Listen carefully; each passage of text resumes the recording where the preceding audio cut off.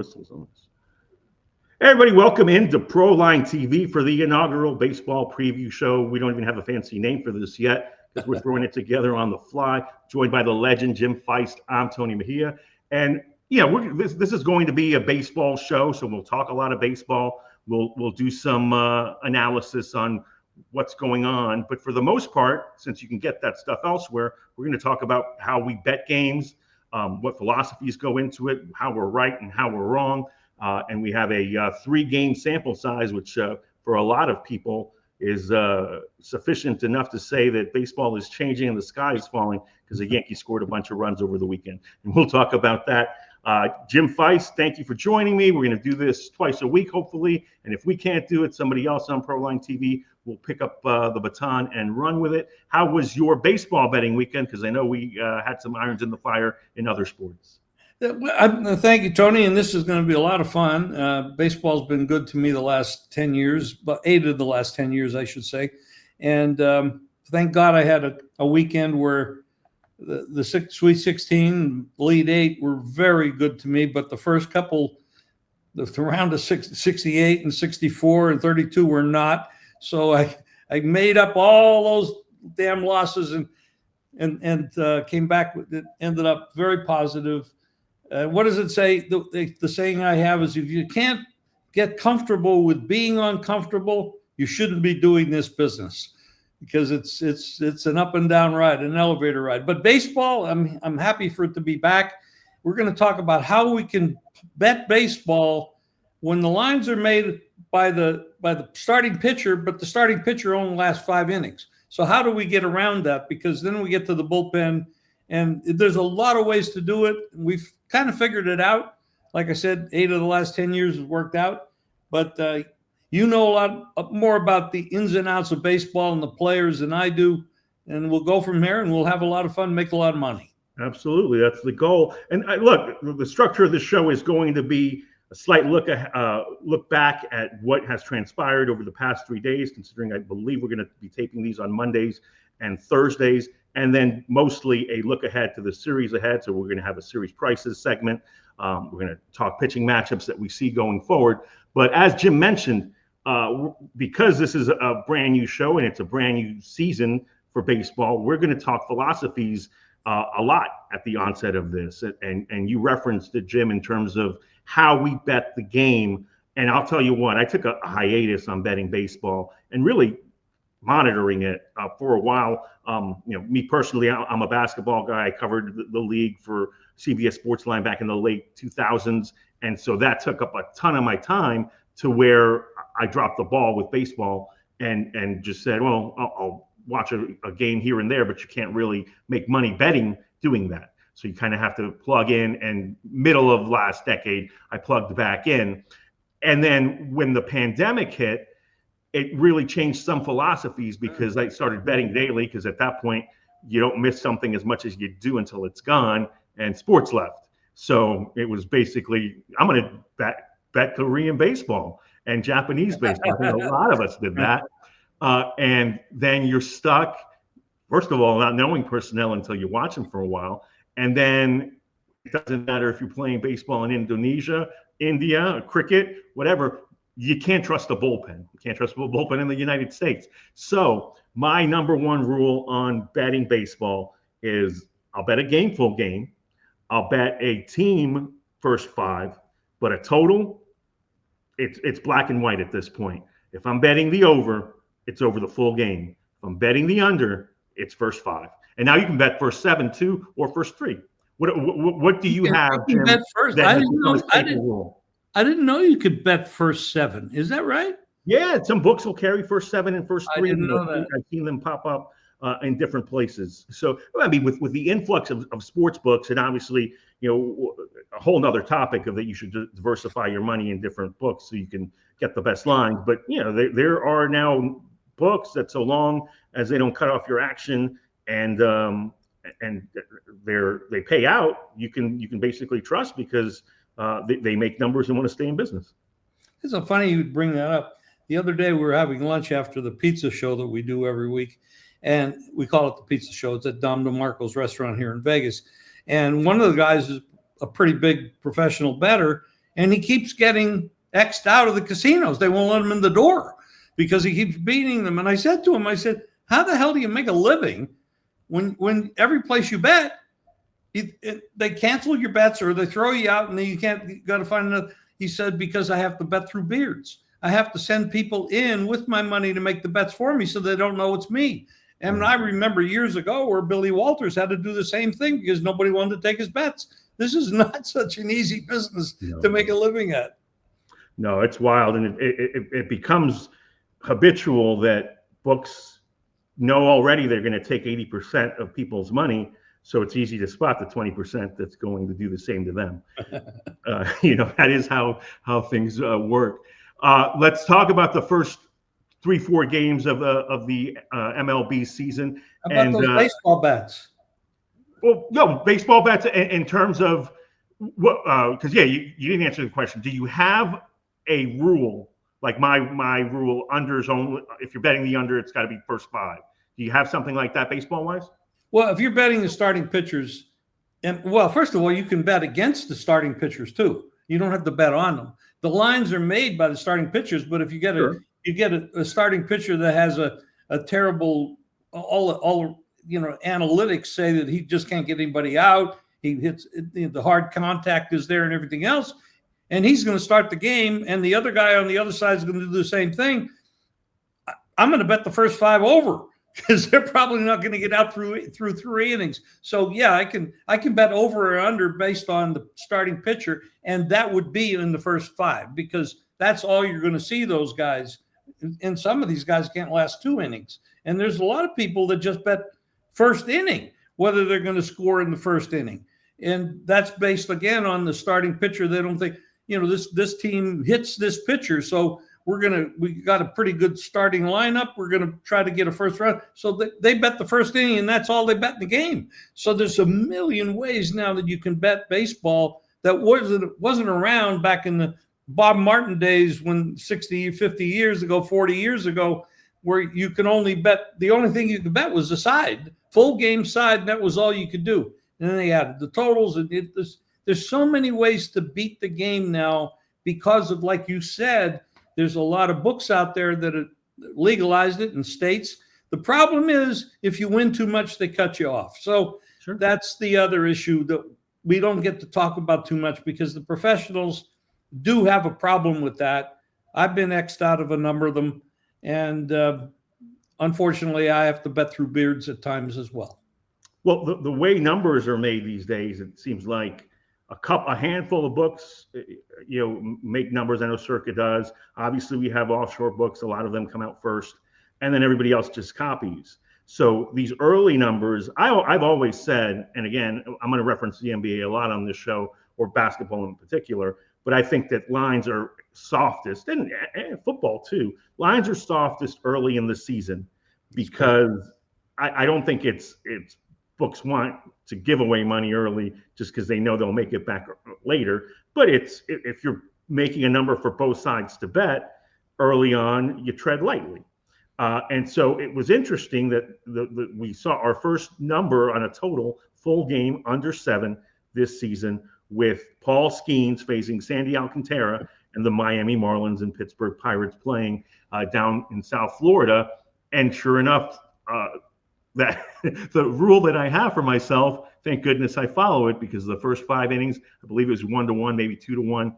And then it went extra innings and the game got over. So if you bet on those 2 starting pitchers and said, well, these are 2 of the best in the game, even though Alcantara is coming off of Tommy John, but he still did his part and pitched well, then you got screwed. And you got screwed by exactly what I do not care for in MLB in terms of betting a low side full 9 innings, is that the game could be going along wonderfully, and then you got one pitcher that doesn't have it, that comes out of the pen, gives up 4 or 5, and you're done.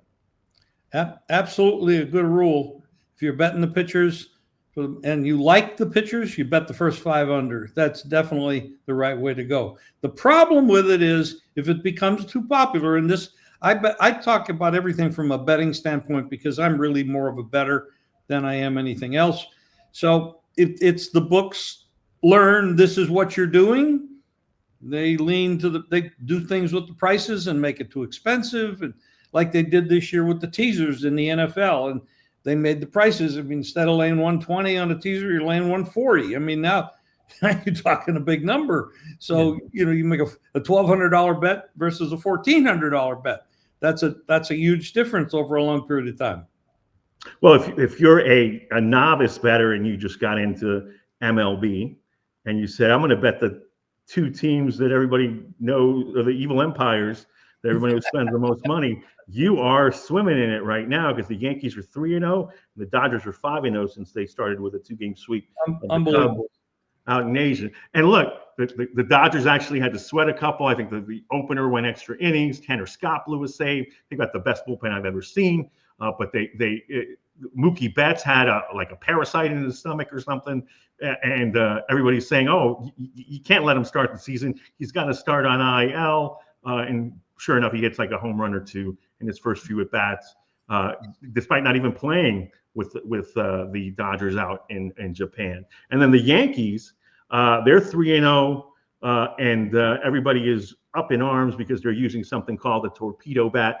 It shifts the weight from the tip of the sweet spot of the top of the bat to the sweet spot. It's got a denser barrel. Everybody is connecting really well. And Aaron Judge, who had 4 home runs in his first 27 games last year, has 4 home runs in his first 3. They hit like 9 home runs the other day. They're 3-0. They started off 5-0 last year. But the bottom line is people are really upset. So baseball is here. I want robot umps, and I want people to shut up about this baseball stuff. But to bring it back to gambling, I believe we're going to see, because the Yankees scored 32 runs on Saturday and Sunday, their totals inch up. What would you take on that? Would you say then, and the Yankees open a 3-game set, I think it's 3, it might be 4, against the Arizona Diamondbacks in Phoenix, and Phoenix is a hitter's ballpark. But do you basically look at who's pitching? Because I believe their first assignment is against Corbin Burns, one of the better pitchers in baseball. And do you look at that and say, I know they're going to go, they're going to tease this up a little more than they should. Would you back the under? Well, I heard that the National Guard came out and they're going to search the Yankees outfits when they come in to make sure those bats don't get in the state. But I'm just kidding, of course. But I think all the teams in baseball are going to start ordering those bats. Oh, a lot of people, and that's the funny part. A lot of teams already use them. So it's just the Yankees that had an obscene weekend with them. But I mean, a bunch of teams use them, and the actual creator of the bat, an ex-MIT guy who was a consultant for the team, is now working for the Miami Marlins. Now, I'll say this: if the Miami Marlins start breaking out 10, 15 run games, we probably need to go back to the drawing board on that. But I mean, ultimately, I think it's one of those things that gets overblown. Well, it's everything evolves. I mean, in football, they're talking about, are they going to ban the push, push, and now the baseball approved these bats, right? So they're legal. There's nothing wrong with them.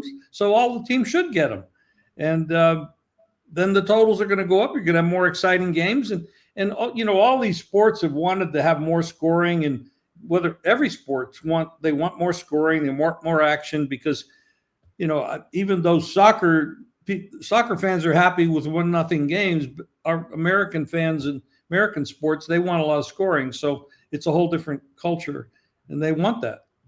Sure, and look, I think it goes both ways, because another very intriguing series that just transpired was the Astros hosting the Mets, and they changed the name from Minute Maid Park to something park. I forget what it's called, but it's a Japanese air conditioning company. So all of a sudden, it goes from being the juice box to the ice box. And we're just supposed to be cool with that. But they booed Juan Soto vociferously as soon as he came up for his first at bat. And I made a joke. It's kind of funny that is he going to get this treatment at every ballpark because of that contract he signed? But apparently, Astros fans hate Juan Soto for his stint with the Nats and costing them a championship, back when he was younger. But he went 3 for 9 with a home run, so he's starting to make good on that contract of his. But the Mets scored 1, 3, and 1 run in their 3 games, so 5 total in 3 games. and they started slowly at the plate last year. So that's one thing that I'm going to look towards this season, because the manager's still the same, even though Soto's in place. It's still Carlos Mendoza. A lot of the same Mets are back. Pete Alonso, Jeff McNeil, all those guys. Is that something that you look towards? Because it's definitely something I do. I go back and see, and I do this because I'm big into DFS. I think that things go in cycles. So if you're habitually a fast starter, and I look at your track record, and 3 years in a row you do well in April, I'm going to tend to back you. If you start slowly, I'm looking forward to seeing what happens with the Mets. They're playing a series. Let me see, at Miami. So if the Marlins are able to shut them down with Cal Quantrill, you can look to me to start fading them when they play real competitive teams, and start backing their first 5 unders. Well, we're only dealing with the first couple of days of baseball, so I mean, I take really nothing. I think nothing out of this at all. It's the owner of the Mets has invested a lot of money to make that team very competitive and put enough into it to make them into a championship team. And a couple of days isn't going to make any difference and affect my opinion whatsoever. But these guys will break out eventually. They're too good. They're too talented. And, the player doesn't want to go up there and go 1 for 6, and he doesn't want to be 0 for 5 and strike out all the time. These guys have a lot of pride, and they're very talented people. They're going to break out, and eventually it's going to overcome, and it'll go back to the average, because everything either regresses to the mean one way or the other, up or down, and that will happen. No question. Like Jackson Churio, Rookie of the Year in the National League last year as a 20-year-old, lights it up in spring training. Everybody's talking about him being a dark horse MVP candidate, and he strikes out 5 times, which is the platinum sombrero, which I learned something. I know the golden sombrero is 0 for 4 with 4 Ks, 0 for 5 with 5 Ks, apparently the platinum sombrero. And so he did that on opening day. But absolutely, you take that with a grain of salt. Some guys are going to start the season in a slump. You'll see in fantasy, you'll see those guys get dropped. Nestor Cortez first start against the Yankees, he gives up 3 home runs on 3 pitches. That's never happened. So be patient. That's one thing you can take from this show, this inaugural show. We should mention one thing is most of these games are played outdoors, and there's a lot of bad weather in the country. It's on the East Coast. I mean, we're not suffering. Well, we have high winds here in Vegas, but we don't suffer that kind of stuff. But you look on the East Coast, I mean, Illinois, Indiana, Ohio, Pennsylvania, Washington, all the up. I mean, you're in Florida. I don't know what you're suffering down there with it, but probably not terrible. But it's really bad, right? And I think you got to look at that. I think the first thing in the morning when you got to look at what the weather report is and what the wind directions are, because each stadium is built differently. And it makes a huge difference on the total, on whether the pitcher is a high ball pitcher or a sinker ball pitcher. If a guy's a ground ball pitcher and he's in a windy situation, it might not affect him too much. But if it's a high ball pitcher and it's windy, look out. And it's cold weather in Chicago today. We're taping this on Monday. We're going to tape all these early shows on Monday, early week shows. And so we already know that in the matinee, that the Twins and the White Sox are playing, they're going to be playing in 40-degree weather. Typically, 40-degree weather favors the pitchers, but you got to also understand that these pitchers have been working out and getting ready for the season in Florida and Arizona. So it's a transitional period for them as well. But you're absolutely right, Jim. That's something that we want to preach to the betting public is you got to check weather in outdoor sports. Obviously, it goes without saying in football, should go without saying in baseball, but we just said it. Got to make sure that you check your MLB weather daily. Roto Grinders does a really nice job with that. They've got a meteorologist named Kevin Roth who does it on Twitter, and he's a follow for me. And if I'm handicapping a slate, that's on my to-go list very early. He does very well with the weather also in football. Same guy? Yes, okay. He does.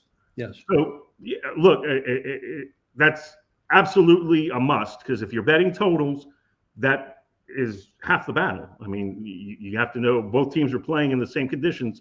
You got to know what they are, who it favors, hitting or pitching, and specifically if a pitcher's a cold weather pitcher and they're facing a team with a light hitting lineup, advantage you. So know all of that. And got some injuries to be aware of early on. Make sure that you're not blindly betting the Orioles because you think Gunnar Henderson is in the lineup and boom, he's out for the first few weeks. Trey Turner got scratched for the Phillies. Jose Ramirez is day to day right now. He's the Guardians' best player. So it's fun to have early season money games. I'm one of those guys that I've got to have some early action. I had some early action on opening day and then took a step back.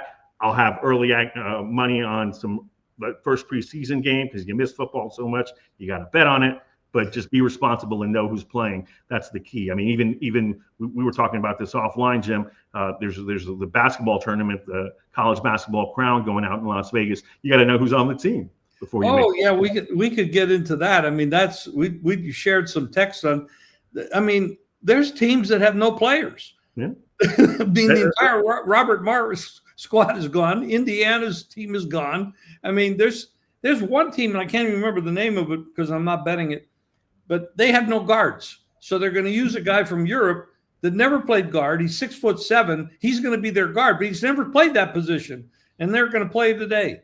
So, yeah, and you know what? They might win because they've been practicing and they know what they're doing, and the other team has no film or tape. Well, somebody's going to have to guard this very large guard. Yeah, and you have to with no scouting report, you kind of have to make adjustments on the fly. So it'll be fun to see what happens at the MGM Grand. But the point is, there's an old adage with betting that you bet numbers, not teams. There's also my personal philosophy: you bet players and not teams, because the players essentially are going to be the ones that you want up in clutch situations, executing the 2-minute offense late in games to win you or lose you money. Closing games if you're playing in basketball or baseball. So absolutely, you got to check injury reports in addition to weather. And so we're going to look a little bit at the series coming up here, talk some series prices. Again, it's early, so whether Jim and myself want to give you a value play, a plus money play, we're going to get to all that. But the series that you do need to keep an eye out for, because they're going to be intriguing. You got the Royals and Brewers, and that's a matinee that starts up on Monday. I know Freddie Peralta is making his second start here shortly. So he'll be at 2 starts before a lot of pitchers make their debut. You got the Cubs playing the A's, and they're not the Oakland A's, they're not the Las Vegas A's, they're just the A's, or the Athletics, if you will. Well, come on, aren't they the Sacramento A's? No, they're just the Athletics, bro. They have no team, but you're right. They play in Sacramento, so we get to see our first series in Sacramento, and that brings to the equation: how's this ballpark play? Is it gonna, where's the wind blowing? Is it going to be one of those things where it's going to be an over ballpark? Oakland, the Coliseum was an under park because of all the foul territory. So we get a new ballpark to learn the nuances of for a year or two. The Guardians are at the Padres. The Red Sox are at the Orioles. Early AL East tilt. Yankees play at the Snakes, and the Dodgers and Braves will battle, and that'll be an interesting series because the Braves are one of 4 teams who are winless. So again, nobody should be panicking right now, but Atlanta did really struggle at the plate. They did not score a run over the weekend, lost 1-0 and 5-0 on Sunday Night Baseball. So a lot of people are aware of Atlanta's struggles at the plate. Meanwhile, the Padres are 4-0, joining the Dodgers and Yankees in being undefeated. So a lot of fun series there. It leads me to say, do I like San Diego because they've started out so fast over a Cleveland team missing Jose Ramirez? And then you look at the series price, and it's San Diego laying $180, or Cleveland plus 150. And yeah, the minus 180 because it's a series, so you get 3 cracks at it, and you got to win 2 out of 3. But that this early in the season, probably a pass on that. So I'll come back and give my series opinion. But Jim, I sent you some of these series. Anything that stuck out to you? Well, I'm real interested in the American League East. Boston and Baltimore, to me, look like the teams to beat in that I mean, with the Yankees having so many injuries and losing Cole, that series is interesting to me. And they're playing in Camden Yards, and I like both of those teams. And it's really hard for me to break it down. I lean to Boston because of the signings that they made and bringing in Bregman and stuff like that. But I can't take much away from Baltimore, and playing at home. I lean Baltimore in that game. All right. So we like the Orioles then from Jim Feist they're at -130 for the series price. Two things stand out to me. I actually like them in game one as well. Okay, and the opener, it will be the pitching matchup is Sean Newcomb, who's a newcomer for the Red Sox, facing lefty Cade Povich. So that'll be interesting. The Orioles really are hoping that Povich can put it together this year. I mean, it's a very talented group. It seems like we've been saying this about Baltimore 3 years running, and they certainly are much improved and have given the Yankees a run here of late. But they've got to have all that young talent come together. I love the over in this Reds series against the Rangers. Kumar Rocker will start for the Rangers to start the season. He's a guy that's a highly touted prospect, finally getting his shot. He's been up for a little bit. But the Reds, their bullpen looks terrible.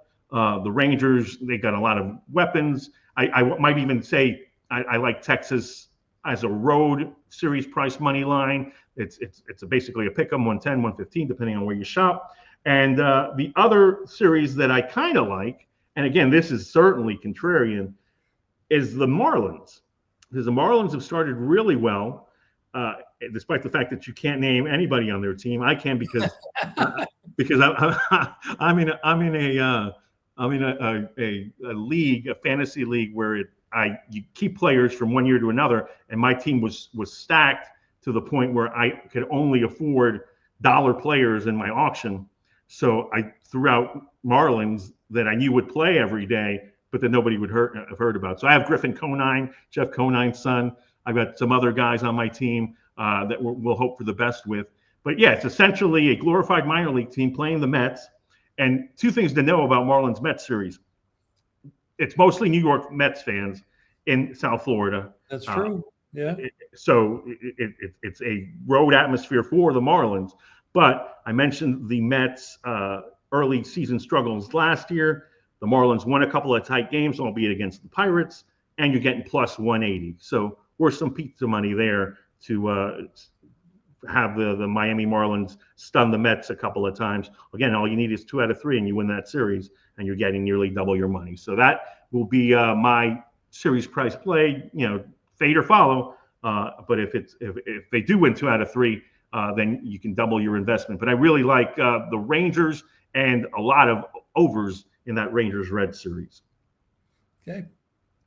We have we do have the we switch sports, but Vegas has this new tournament going on. What is it? 16 teams and the Made Queen. for TV. What do they call it? The thing, Queen or something? The Crown series. The Crown. And they're playing for. So here's what you need to know about it. Got money coming in this. Of course. Look, all the games are on FS1, so it's a made-for-TV event. And then, so bettors love to watch the games that they bet on, and they're playing for NIL money. So the players that have stuck around to play, the coaches are invested in getting the most out of them for not only next season and maybe making promises about playing time so they don't transfer, and obviously to get that NIL money to get more talent in. So this is going to be a coaches tournament. I really like Tulane, even though they lost their best player, Cam Williams, to Kentucky. He's already transferred. But there was a rumor Ron Hunter was going to leave for North Texas. He dismissed that, and he will coach that team as they debut against USC. And Eric Musselman will certainly see better times ahead with the Trojans, but did not like them laying as much as they did. So I'll take the points with Tulane. And again, a lot of situations that you need to handicap on the fly. So, keep tabs of Jim. I know you put up plays in multiple places. I do as well. Playbooksports.com or with our friend Mark Lawrence, I'll have plays there. And once I hear information, if it steers me in a certain direction, I'll certainly put my play up for sale and share it with you. I'm focused on what's going to happen this weekend in the ladies the tournament and in the men's tournament, of course. And we got to keep an eye on the Auburn player that got hurt yesterday, Broom, and how that comes out. But it's been a hell of some really close games. 3-point shot, of course, if it goes in, you win. If it doesn't, you're dog meat. But as far as this tournament, I made one play. I took Butler. I think they're actually want to be there, and that's kind of the thing about this is the attitudes. I mean, some of these teams don't have players. I mean, they've transferred out. They're not going to be there. They don't want to play, and they don't care. They've already made a decision to leave. But it's a little bit more complicated to analyze. But there's a couple solid ones. So I went with that, and then I'm going to focus on the weekend when we do our Thursday show. We'll talk a little bit about that maybe.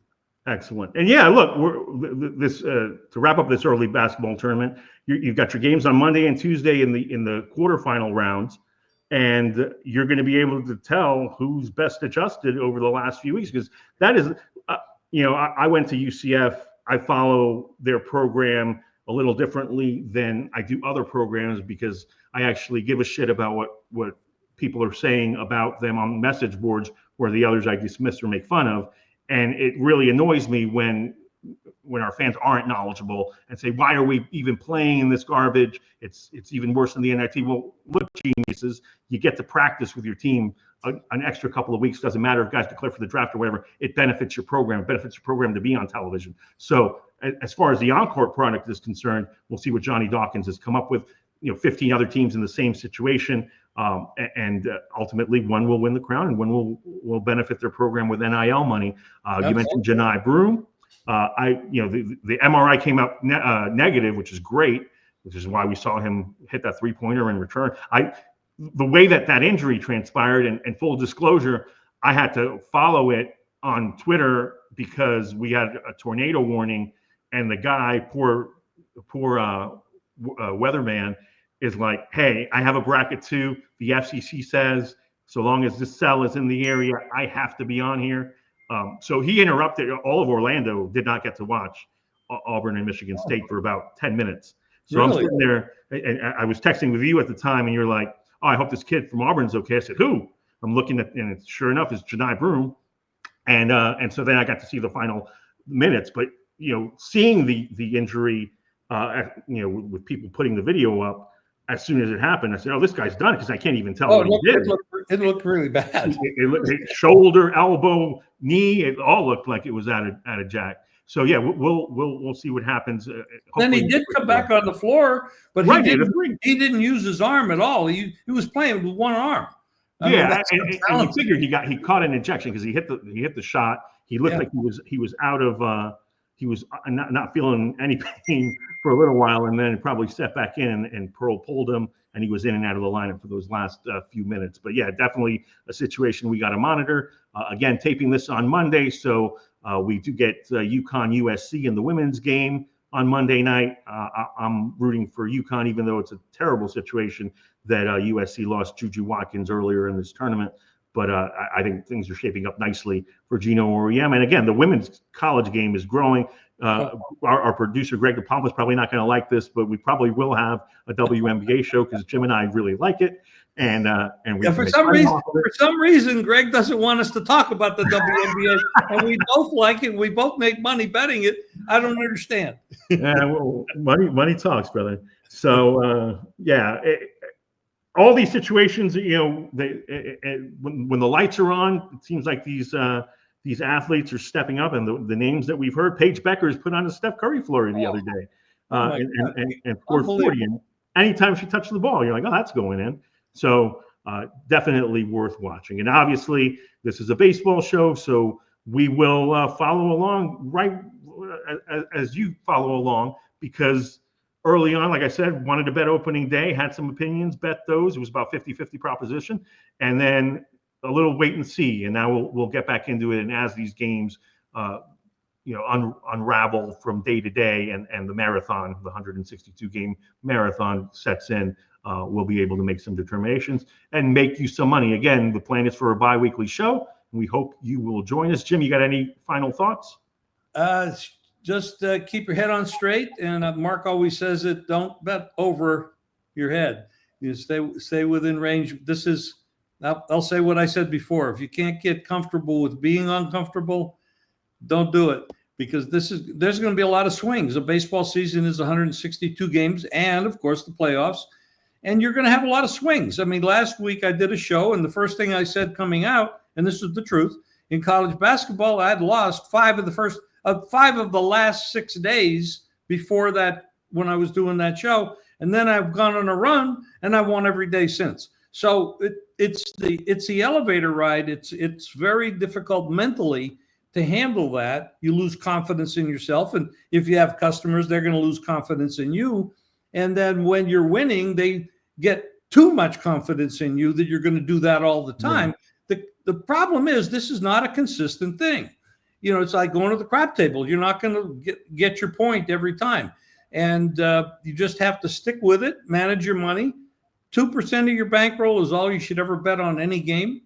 And now I know that sounds small, but that's the right way to do it. As your bankroll grows, your bets grow. If your bankroll declines, your bets go down.